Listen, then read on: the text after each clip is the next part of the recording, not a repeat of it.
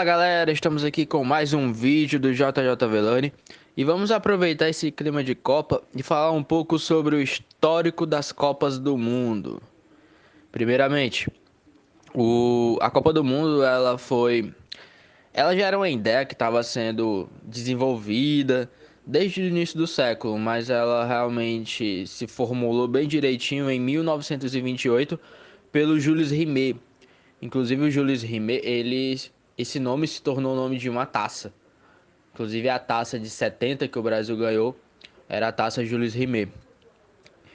Outra, uma curiosidade, o único jogador de futebol 3 vezes campeão da Copa do Mundo é o Pelé. Apesar que em 62 ele se machucou no início da Copa e não fez uma boa não jogou na Copa, de fato.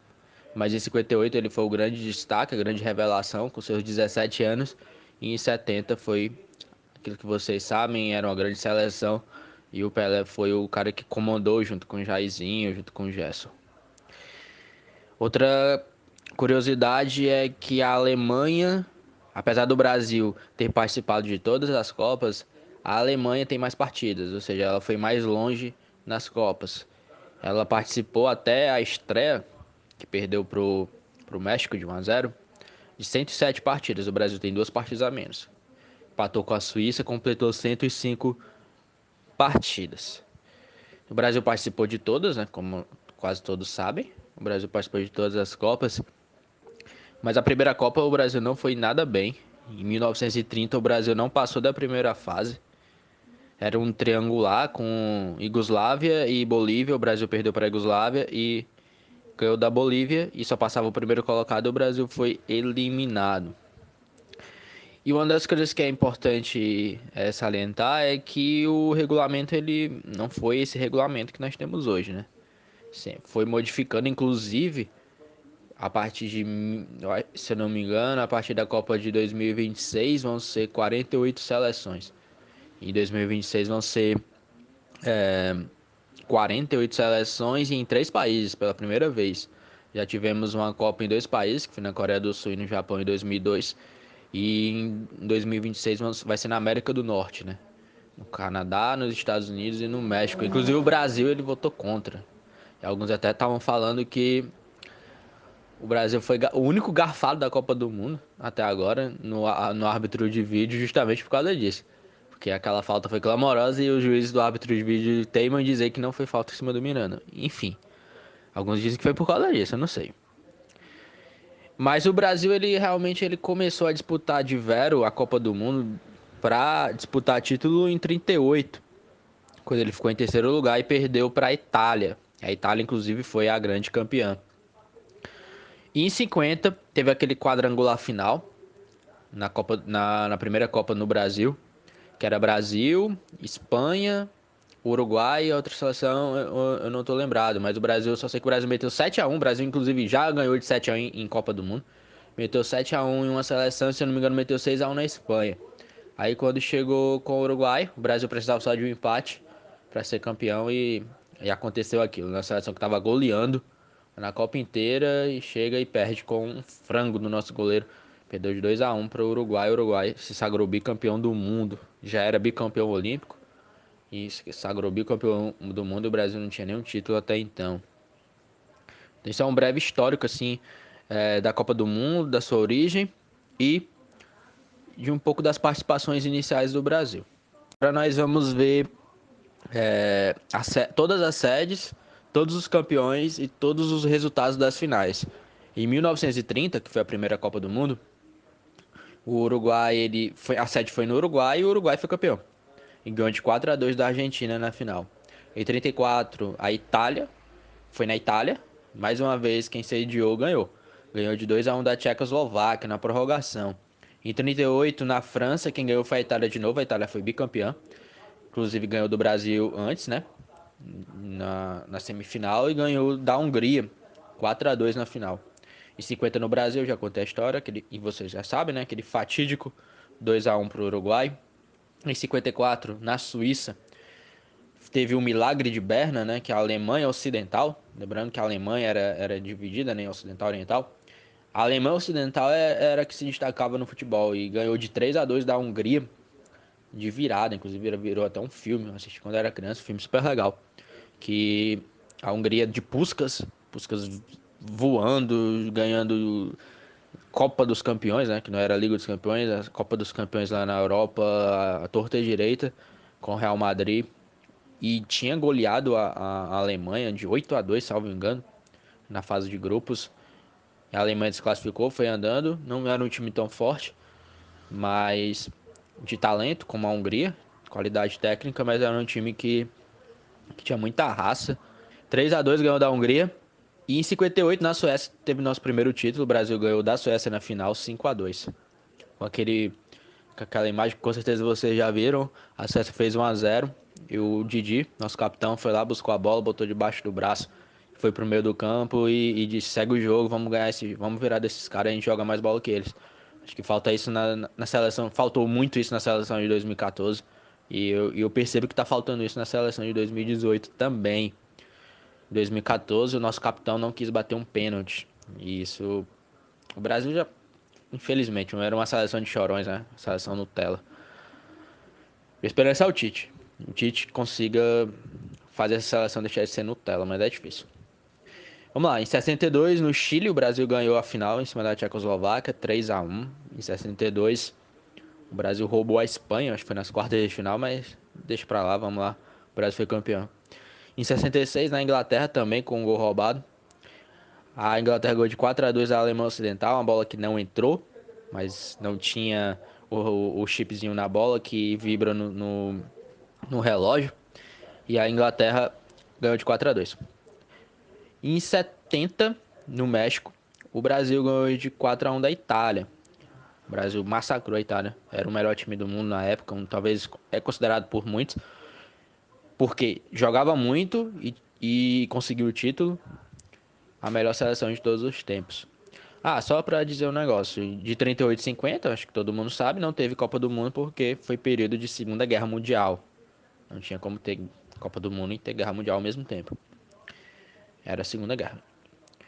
Em 70, o Brasil ganhou de 4-1 da Itália. Em 74, a Alemanha Ocidental ganhou de 2-1 da Holanda. A Holanda de Cruyff, a Holanda que eliminou o Brasil na semifinal, ganhando de 2-0. O Brasil que tinha um resquício ainda da seleção de 70, mas não conseguiu superar a grande seleção de Cruyff, que trouxe um estilo moderno de futebol, de toque de bola, de domínio de bola, de todo mundo atacar, de todo mundo marcar, atacar em bloco, uma seleção sensacional. Mas o Beckenbauer estragou a alegria da Holanda e ganhou de 2-1 da Holanda. Inclusive dizem as más línguas que a Holanda farriou, foi um dos motivos, né? Farriou bastante na véspera da final e eles não estavam muito bem das pernas, mas mesmo assim foi um jogo duro contra a ótima seleção que também era a Alemanha. Em 78, a Argentina ganhou de 3-1 da Holanda na prorrogação. A Holanda ainda de Cruyff. O Cruyff, se eu não me engano, não foi nessa Copa, mas ainda era uma Holanda muito forte. E a Argentina roubou, né? Ganhou de 6-0 do Peru. Foi um jogo claramente comprado. Os dois títulos da Argentina são muito sujos, né? A Argentina em 78 ganhou roubado, com aquele teve na fase ainda de classificação, tinha que ganhar do Peru de 6-0 e isso era impossível, o time do Peru não era tão ruim assim, eles ganharam de 6-0, não para se classificar, mas para eliminar outra seleção. E em 86 vocês sabem naquela mão de Deus, que na verdade Deus não teve nada a ver com aquilo, a mão do sem vergonha do Maradona, ele tacou a mão na bola e ganhou da Inglaterra naquelas quartas de finais e depois eles ganharam a final da Alemanha. Em 90, o Maradona disse depois que colocaram algum remédio na água do Brasil, naquelas oitavas de finais que eles ganharam do Brasil também, com o gol do Canidia. Então, a Argentina tem muita sujeira nessa história em Copas, mas mesmo assim é bicampeã, né? Alguns dizem que é maldição por eles terem roubado tanto. Eles não ganham um título importante há mais de 20 anos. Nem Copa América, mas eles ganham. Vamos lá. Então a Argentina ganhou de 3-1 da Holanda na prorrogação, em 82 na Espanha. Eu tô esquecendo de dizer as séries, né? Em 30 foram no Uruguai, em 34 foi a Itália, em 38 foi na França, 50 no Brasil, 54 na Suécia, 54 na Suíça, 58 na Suécia, em 62 no Chile, na Inglaterra em 66, em 70 no México. México que vai sediar de novo em 2026 e a Alemanha junto com os Estados Unidos e Canadá, e a Alemanha ganhou na sua própria casa em 74 e a Argentina ganhou na sua própria casa em 78. Em 82 foi na Espanha, e quem ganhou foi a Itália na final da Alemanha Ocidental de 3-1. A Itália de Paulo Rossi, que simplesmente eliminou talvez uma das melhores seleções, com certeza uma das melhores seleções de todos os tempos, a seleção brasileira de 82, que saiu muito cedo, né? Com aqueles 3 gols do Paulo Rossi, a Itália eliminou o Brasil 3-2 nas oitavas de final. E a Itália acabou sendo campeã, ganhando de 3-1 da Alemanha na final. México, em 86, sediou de novo. E a Argentina ganhou de 3-2 da Alemanha. A Alemanha mais uma vez vice-campeã. E a Itália sediou em 90 e a Alemanha ganhou da Argentina. Se vingou da Argentina 1-0 com gol de pênalti. E em 94, nos Estados Unidos, o Brasil empatou 0-0 com a Itália. E na penalidade máxima, o Brasil foi campeão ganhou de 3-2 com aquele pênalti que o Roberto Baggio, que era o melhor do mundo na época, isolou. É algo que eu acho engraçado que em 94 o Viola entrou no segundo tempo e ele quase fez um golaço. Ele saiu driblando vários jogadores da Itália e por muito pouco não fez um golaço. Se ele tivesse feito aquele gol, talvez o Brasil fosse campeão do mundo com um gol do Viola. Um golaço. Seria muito, muito estranho. Apesar do Viola ter sido um ótimo jogador, mas ganhar uma Copa do Mundo com um golaço do Viola seria no mínimo esquisito. Em 98, na França, muitos dizem que foi roubado, mas não sei, né? A França ganhou de 3-0 no Brasil apático na final, devido, não sei, né? Teve uma convulsão lá do Ronaldo. O Ronaldo não era pra ter jogado, que era pra jogar era o Edmundo, mas na verdade quem jogou foi o Ronaldo. Isso foi o patrocínio que fez o Ronaldo jogar. Mas o que ficou pra história foi que a França ganhou de 3-0 na sua própria casa. Com um show do Zidane na final, 3-0. Na Coreia e no Japão em 2002, eu me lembro que eu era criança, acordava várias vezes de madrugada, ia estudar de manhã, sem sono nenhum, porque era muito legal assistir aqueles jogos na final. Aqueles jogos na Copa do Mundo, e o Brasil ganhou de 2-0 da Alemanha. Era a melhor seleção mesmo. O Rivaldo foi o melhor jogador da seleção, na minha humilde opinião, mas o Ronaldo, por ter feito os 2 gols na final, ele ficou realmente conhecido como o melhor jogador do mundo, inclusive naquela época o melhor jogador da FIFA.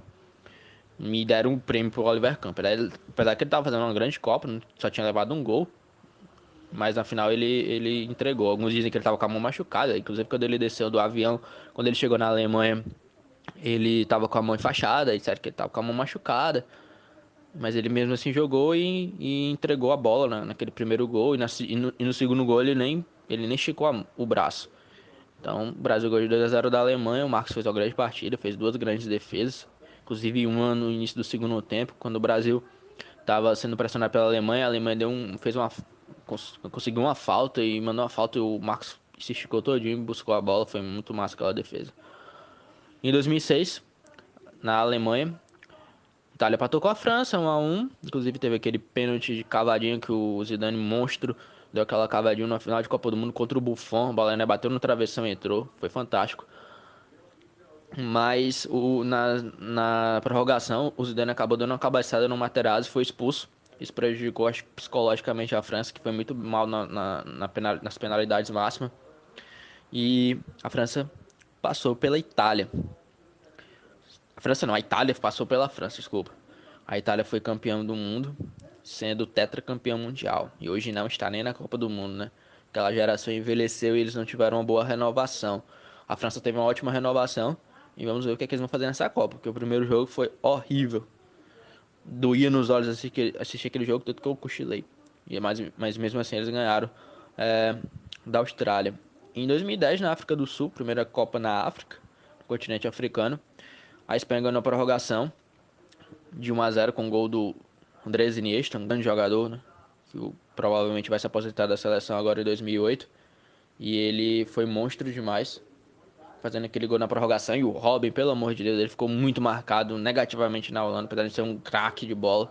Ele perdeu um gol cara a cara, foi 2 gols cara a cara com Cacilhas. E poderia ter dado o único título para a Holanda. Inclusive a Holanda já foi para 3 finais e foram 3 derrotas nas finais. Nunca conseguiu ser campeão do mundo. Apesar de ter tido aquela geração fantástica do Cruyff e uma geração também fantástica do Robin e do Snyder.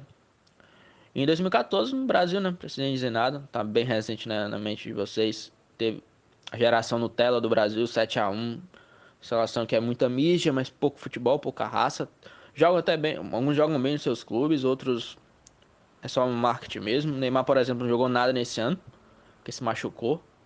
E teve confusão lá no Paris Saint-Germain. Ele não tá jogando bem essa temporada, ainda parece estar machucado. Talvez a gente saiba depois da Copa que ele não tá bem, tanto que ele tá caxingando. E no jogo ele mancou e no treino ele mancou de novo. Mas lógico, mesmo que ele esteja machucado, ele vai jogar. Não sei que seja realmente muito grave, como o Kaká em 2010, né? O Kaká tava machucado e mesmo assim jogou a Copa, o Zico também em 86. Então, esses jogadores muito importantes, camisa 10, vão jogar mesmo estando machucados. A não sei que seja muito grave. E a Alemanha ganhou da Argentina com aquele gol do Götze na prorrogação da Argentina. Foi um jogo muito duro, a Argentina perdeu alguns gols. E a Alemanha, depois de ter feito duas goleadas na Copa, 4-0 em Portugal na estreia, 7-1 no Brasil, e ter sofrido com Gana, empatando inclusive aqui no Castelão no final do jogo contra a Gana 2-2, a Alemanha ganhou a final e foi tetracampeão. O Brasil é pentacampeão, como todo mundo sabe. A Alemanha e a Itália, tetracampeãs. E dois países sul-americanos bicampeões mundiais, que é a Argentina, que roubou pra caramba, e o Uruguai, que ganhou há muito tempo atrás. Então, realmente, quem mereceu ganhar a maioria desses títulos, exceto 62, porque roubou a Espanha, foi o Brasil. E agora com o árbitro de vídeo, eu espero que os roubos nas Copas do Mundo e no futebol de forma geral diminuem, né? Porque a gente sabe que tem muita manipulação de resultado com as apostas esportivas e tal. Mas nessa Copa do Mundo, o Brasil, eu não tô colocando muita fé. A esperança que eu tenho é com o Tite. Mas as grandes seleções elas estão sofrendo. Eu acho que a Bélgica ela se destacou, apesar de ter pego o Panamá, mas muitas equipes pegaram equipes fracas, como por exemplo Portugal hoje pegou. Portugal também não é muito forte, tem o Cristiano Ronaldo, né? Mas pegou a equipe de Marrocos e sofreu muito, muito mesmo. E o Irã acabou de. Eu tava assistindo Espanha e Irã agora, gravando esse vídeo. Antes de gravar esse vídeo, a Espanha sofreu bastante com o Irã. Depois que fez o gol, o Irã foi pra cima da Espanha, por pouco não fez o gol. Inclusive ele fez um gol, mas estava impedido e foi bem anulado. E vamos ver aí o que é que vai acontecer, mas o Brasil vai ter que melhorar muito. Os jogadores vão ter que entender a importância desse título para o nosso futebol, porque pode ser que o Brasil até não seja mais o único pentacampeão mundial, apesar da Alemanha ter começado com resultado negativo, mas a Alemanha não jogou tão mal como o Brasil jogou contra a Suíça. E o México jogou muito bem. Enfim, espero que você tenha gostado desse breve histórico da Copa do Mundo. Aproveitando esse clima, nem é característica tanto do nosso canal é mais voltado para coisas técnicas, para ensino mesmo. Por isso que a gente não tem a gente tem um nicho de público muito específico, né? Mas eu gosto muito de futebol, faço parte do canal e tô aqui trazendo um pouco de curiosidade sobre a Copa do Mundo, um histórico, né? Aproveitando que a gente fala um pouco de história nesse canal. Espero que você tenha gostado. Se gostou, dá um like. Se ainda não é inscrito no nosso canal, se inscreve aí para ficar a par das próximas novidades. Até a próxima, galera. Tchau, tchau.